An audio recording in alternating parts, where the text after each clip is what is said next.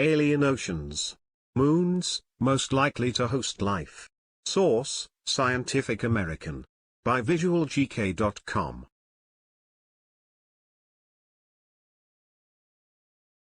In 2005, the Cassini spacecraft visiting Saturn flew through a fine water mist, spraying into space at 1,290 km per hour, through cracks in the surface of Saturn's tiny, ice-covered moon Enceladus.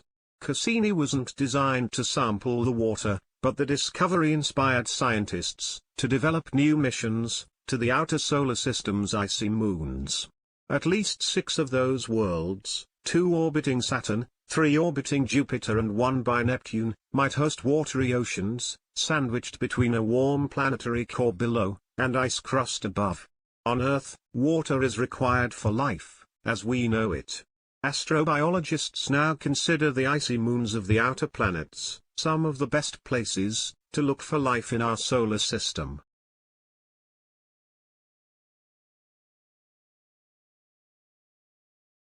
Europa. Strong evidence of liquid salt water subsurface ocean. The Galileo spacecraft discovered that Europa might be venting thin plumes of water 160 kilometers into space. It also found that Jupiter's magnetic fields induced a current, indicating salty liquid water was present within the sphere. Europa is the solar system's smoothest object, suggesting its surface is remade by interior processes more frequently than most other worlds besides Earth. Blocks of ice may be rafting on top of an ocean slurry.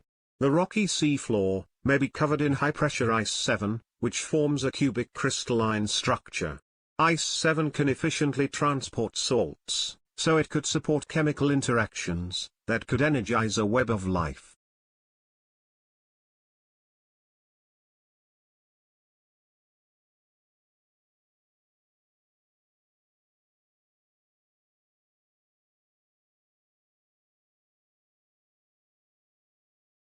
What we still don't know.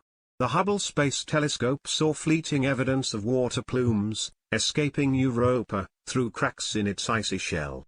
The upcoming Europa Clipper spacecraft has ice-penetrating radar, and its imaging spectrometer could reveal organic molecules, ammonia, high-pressure ices, and even brine pools deep in the interior.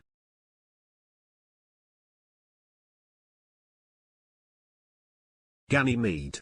Strong evidence of liquid salt water subsurface ocean. The largest moon in our solar system might contain several layers of rock, water, and exotic high-pressure ices.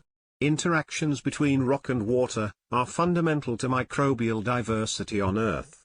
Ganymede is the only known moon with its own magnetic field, which causes auroras, akin to those on Earth.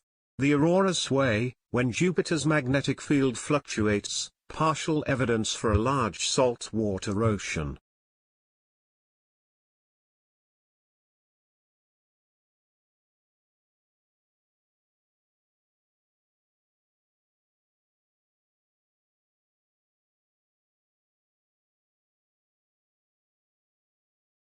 What we still don't know. Ganymede is the JUICE mission's primary target. Scientists will use the spacecraft to try to determine the source of the moon's magnetic field, and to study details about its auroras.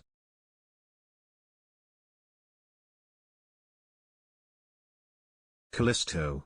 Potential liquid subsurface ocean. Callisto is the least dense of Jupiter's moons. It has the good fortune of orbiting 1.8 million kilometers from the planet, beyond Jupiter's intense radiation belts. Because Jupiter's gravitational field is weaker at this distance, Callisto also experiences less tidal friction than its companion moons. The moon's heavily cratered surface suggests it has not been geologically active since its formation, so it might preserve a record of the primordial solar system.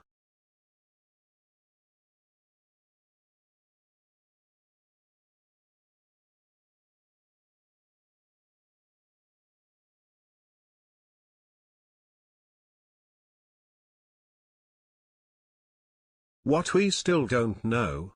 Scientists are split on whether Callisto hosts an underground saltwater ocean, and how deep it would be. By using JUICE to study the Moon's shape and its gravity field, scientists hope to settle this debate.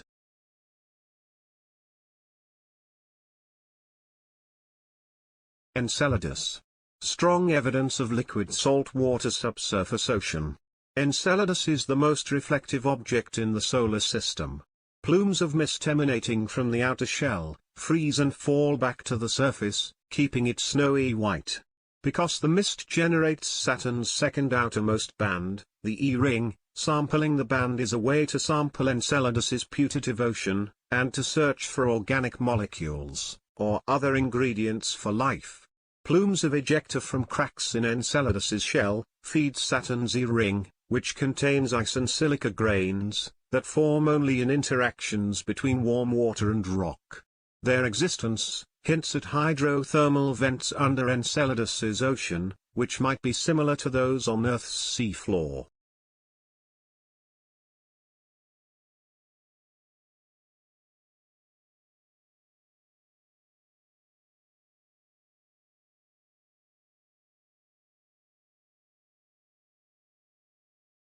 What we still don't know. Scientists don't know the size of Enceladus's ocean, but the Moon may be one of the easiest to investigate, because spacecraft can detect elements in its plumes, as well as in Saturn's E-ring.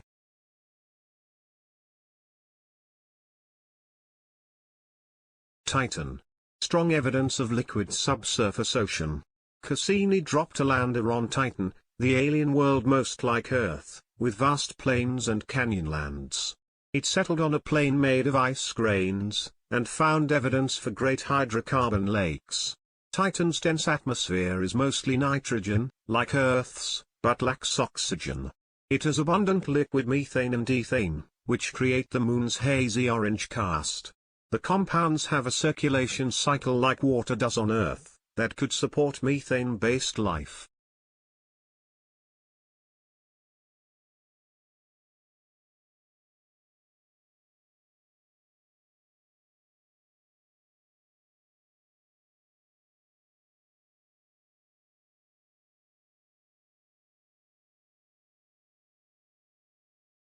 What we still don't know.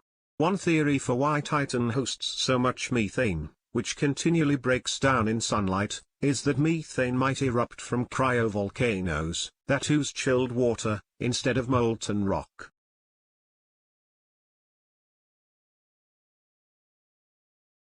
Triton. Hypothesized liquid subsurface ocean.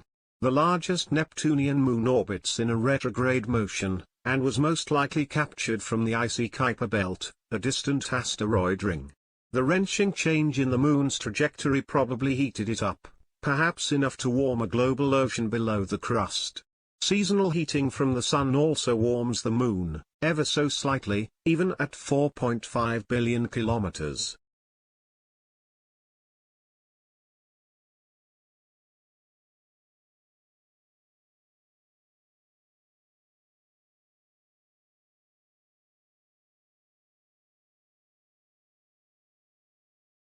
What we still don't know. Voyager 2 glimpsed evidence of geysers and lava-like flows above Triton's surface, suggesting the presence of an ocean under a geologically active, icy crust. A closer look would help explain what is going on.